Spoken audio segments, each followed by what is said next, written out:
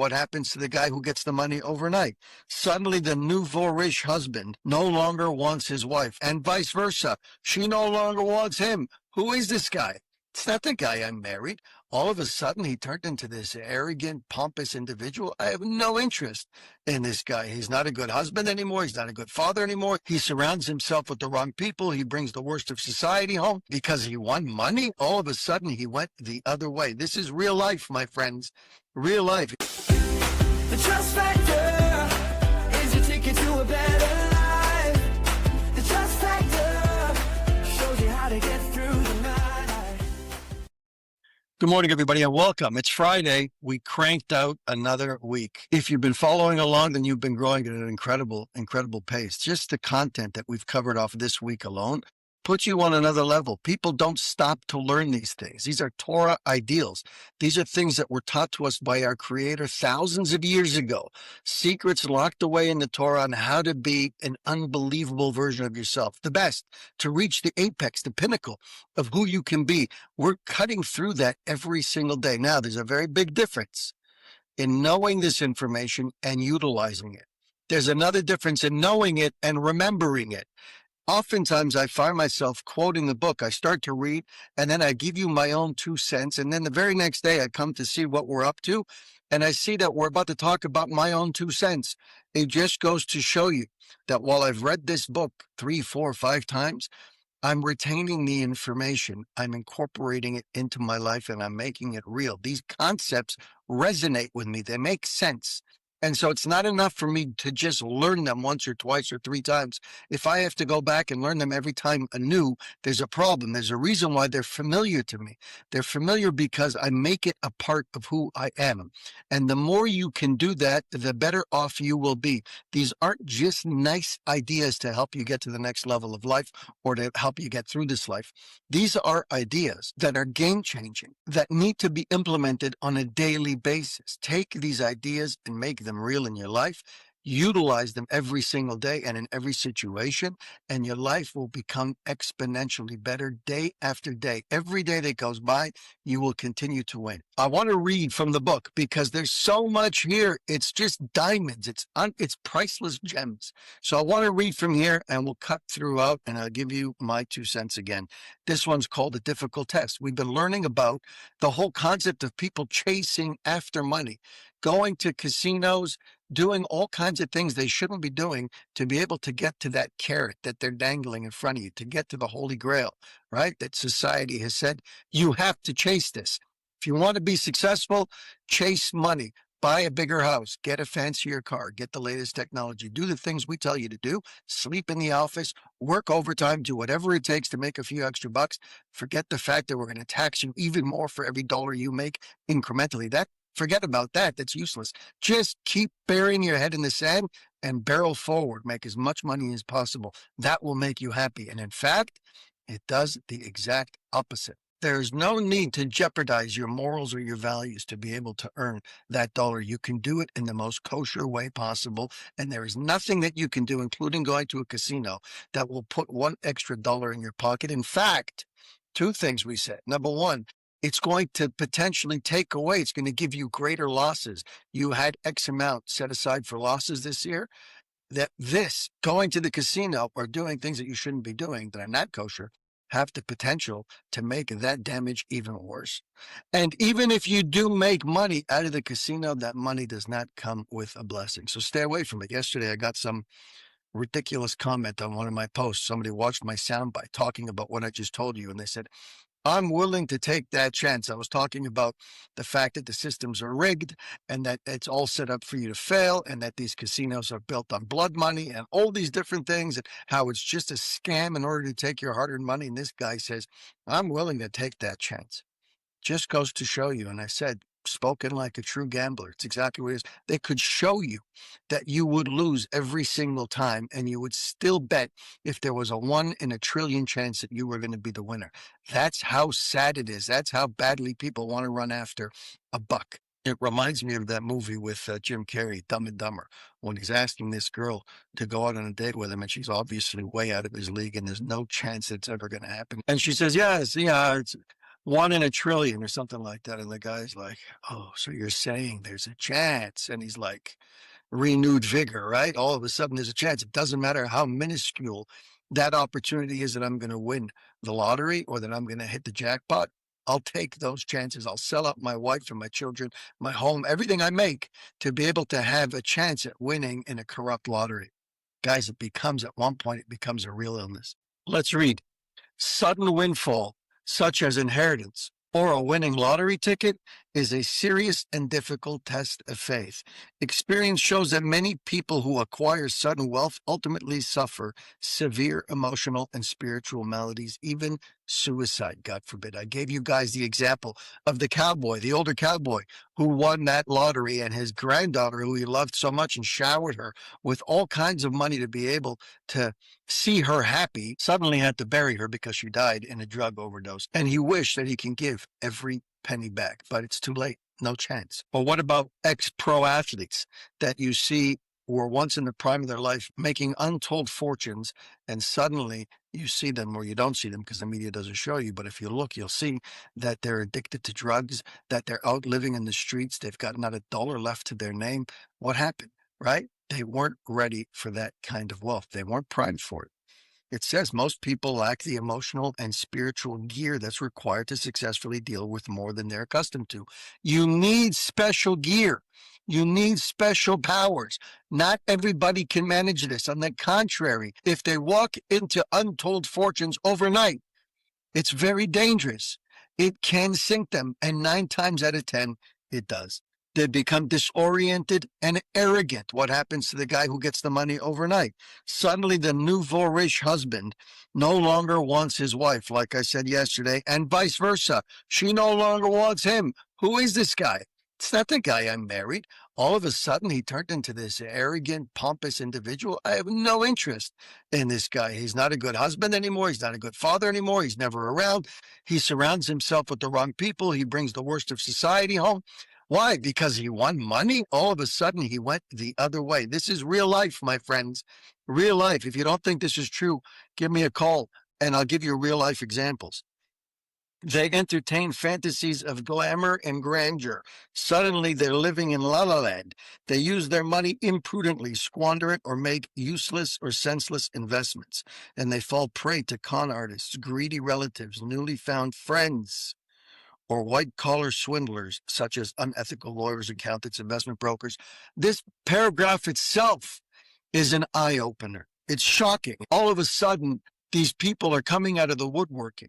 All of a sudden, you haven't spoken to these family members in years. They wanted nothing to do with you. You won the lottery, and they come knocking with big smiles on their faces. Wow, are they ever happy for you? And they want to be around you, and suddenly they're calling you all the time, and text messages are coming in. They want to reestablish and reconnect. Why? Where were you a month ago? Where were you last week? I haven't seen you in 20 years. Suddenly you want to be my best friend? It's a very, very big test, my friend. All of a sudden, your friends come along and you've got all these wonderful friends. Wait a second. I'm 50 years old. I'm 60 years old. I haven't had new friends in decades. I've been living my life the same, going to work, producing, coming home, providing for my family, and repeating. I barely have 2 or 3 friends in the world that I can lean on once in a while. And suddenly everybody wants to be my friend. Suddenly I'm getting invites to all these different events. Everybody's cozying up to me. It's gross. It's absolutely gross.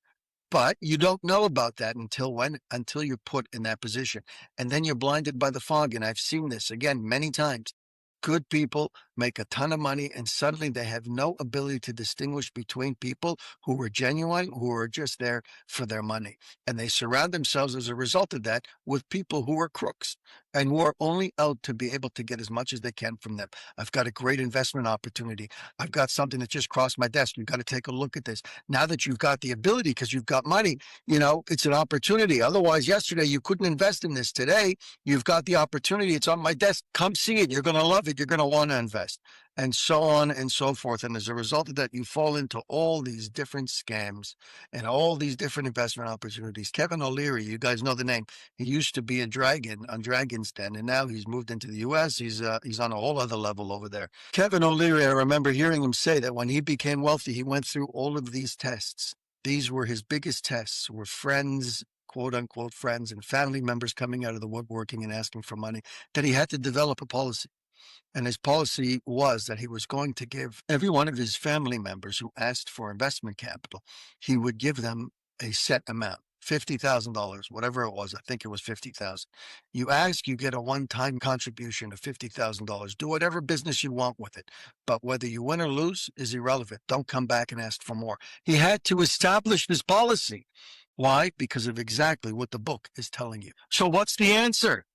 Emunah is the only proper and capable spiritual vessel for handling an abundance of wealth. Why?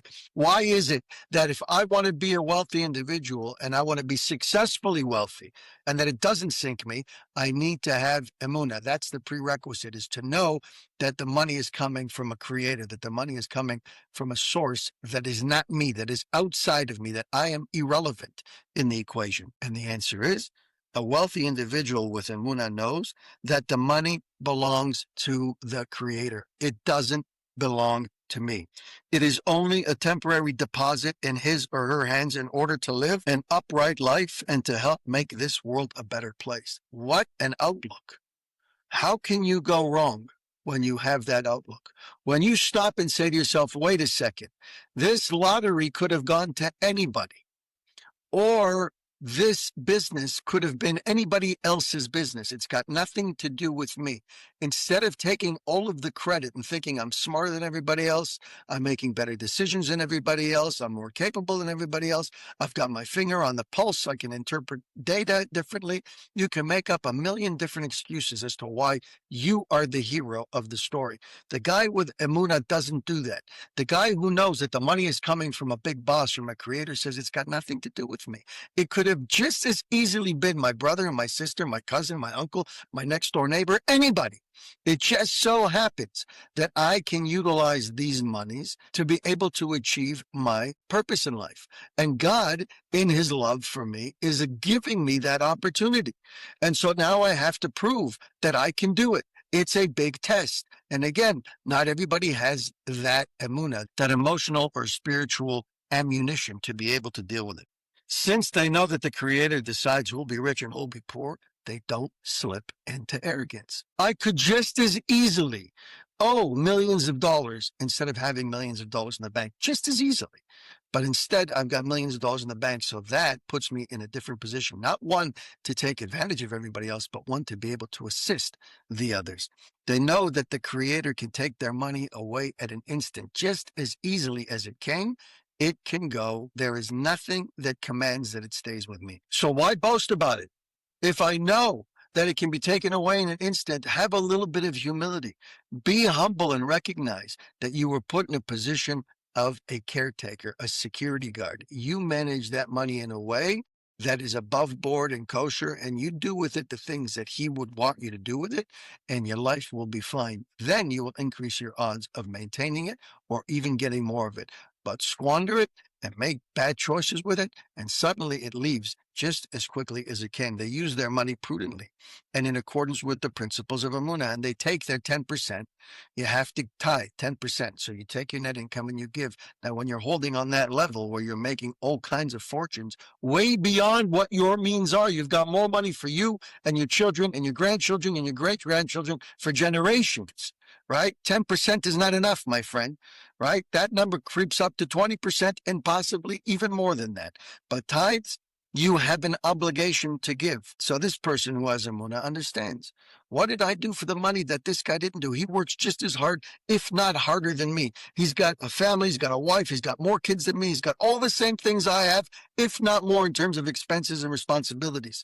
So what? So now I'm going to store away millions, tens of millions of dollars. This guy can't even make his ends meet, his month end.